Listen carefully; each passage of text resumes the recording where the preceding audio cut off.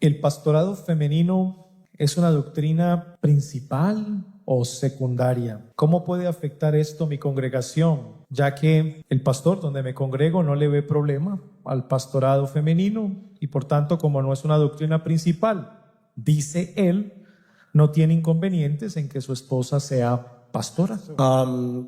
Con todo respeto y amor, no, sí es una doctrina sumamente importante por varias razones. En primer lugar, porque violenta la estructura misma con la que Dios quiso plasmar la sociedad humana.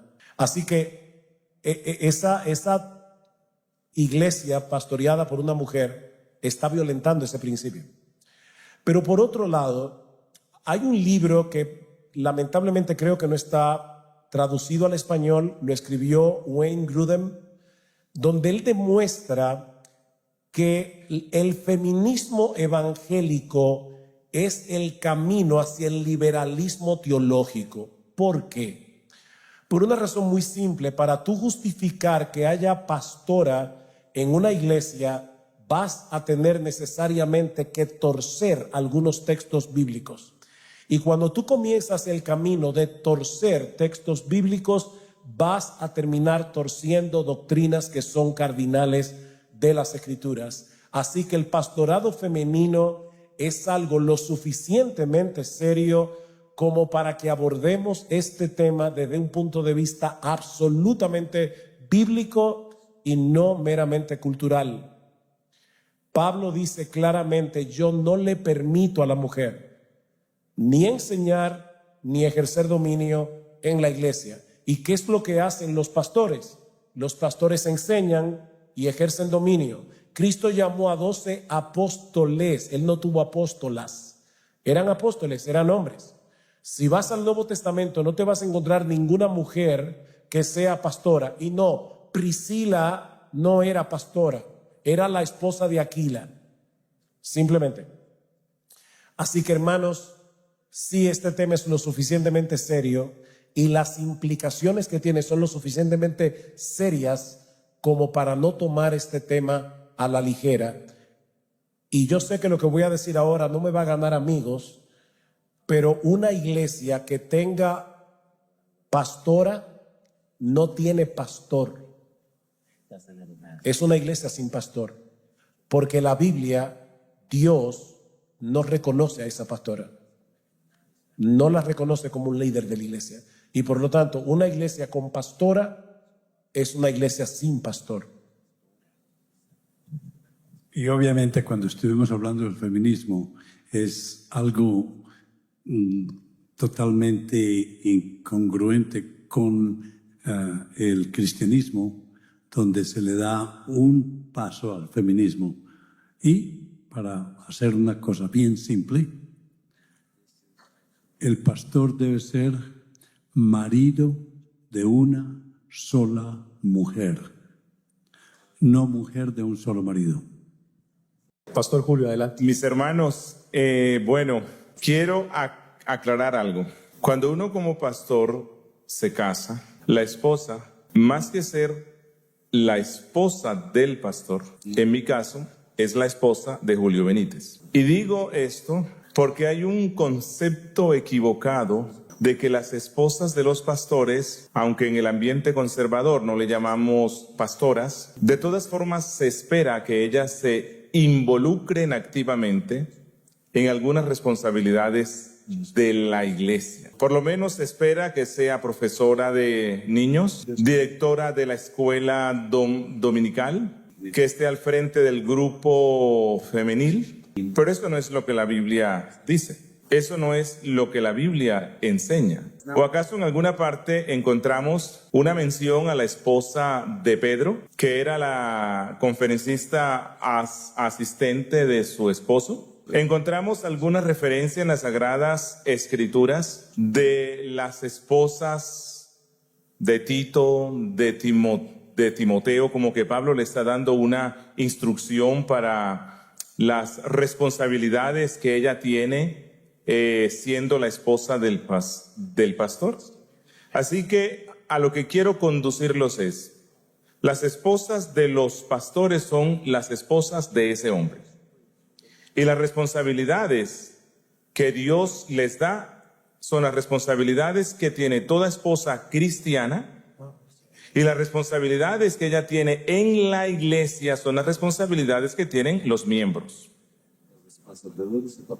Así que, de acuerdo a los roles que la Biblia asigna, todas las miembros de la congregación tienen ciertas responsabilidades. Igualmente, las esposas de los pastores como miembros, pues bueno, tienen las responsabilidades de los miembros, pero como ya nos enseñaba, creo que era el pastor Sugel, hay una diferencia entre una soltera y una casada. La soltera, dice Pablo, bueno, tiene más tiempo para servir en los asuntos del reino.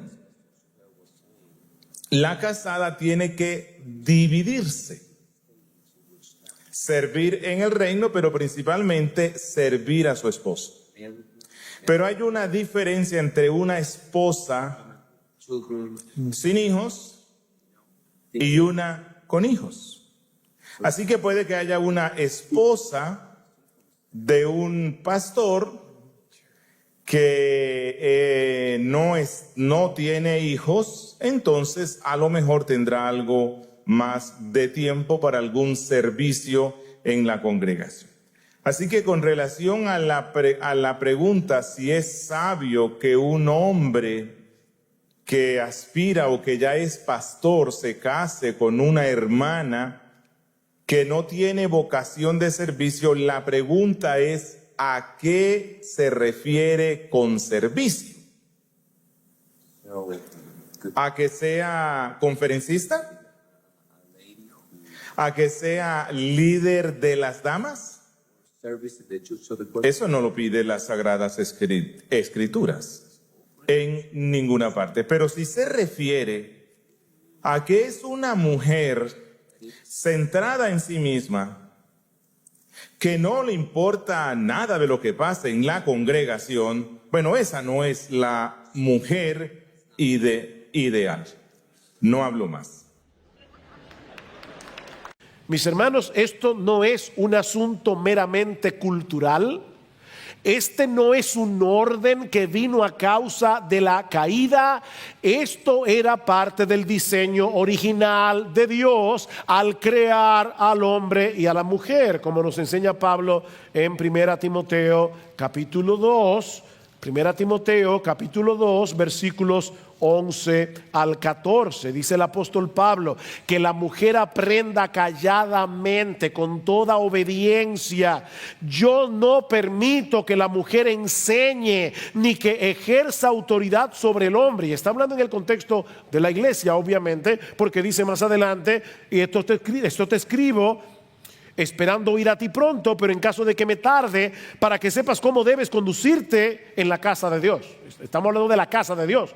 Dice, yo no permito que la mujer enseñe en la casa de Dios, ni que ejerce autoridad sobre el hombre, sino que permanezca callada, porque Adán fue creado primero, después Eva. Pablo está diciendo, en el orden en que Dios creó a Adán y creó a Eva, hay una enseñanza teológica aquí. Dios creó al hombre primero, después a Eva, y Adán no fue el engañado, sino que la mujer, siendo engañada completamente, cayó en transgresión. En otras palabras, cuando la mujer asumió el papel de liderazgo que no le correspondía, cuando los papeles se invirtieron y Eva se convirtió en la pastora del huerto del Edén, ahí vino el pecado. ¿Se dan cuenta? Mis hermanos, este texto no podía ser más claro. Pablo prohíbe tajantemente que una mujer enseñe a los hombres en el culto público y que ejerza autoridad sobre los hombres en la iglesia. En otras palabras, lo que Pablo está diciendo aquí es que una mujer no debe asumir el ministerio pastoral, porque eso es precisamente lo que un pastor está llamado a hacer: enseñar y ejercer autoridad. Y a la mujer no se le permiten ninguna de las dos cosas en la iglesia. Repito, no se trata de un asunto cultural, se trata de un asunto teológico. Yo sé que yo no voy a ser más popular por enseñar esto. Ya la semana pasada me llegaron bastantes insultos por la red, desde Gusano en adelante. Pero el punto es, mis amados hermanos, ¿qué es lo que enseña la palabra de Dios? Porque cuando el mundo y aún algunos en la iglesia enseñan algo diferente, nosotros tenemos que decir, sea Dios veraz y todo hombre mentiroso. Este texto está muy claro. Cuando las mujeres asumen una posición de liderazgo en la iglesia, y mis hermanos, de verdad, yo sé que hay personas que hacen esto con buena intención, pero cuando las mujeres asumen una posición de liderazgo en la iglesia, cuando las mujeres ejercen el oficio pastoral, están contribuyendo a la confusión que ha generado la ideología de género, porque están confundiendo los roles asignados por Dios para el hombre y para la mujer. Estos roles forman parte integral de la masculinidad y de la feminidad, que fueron tergiversados por la entrada del pecado.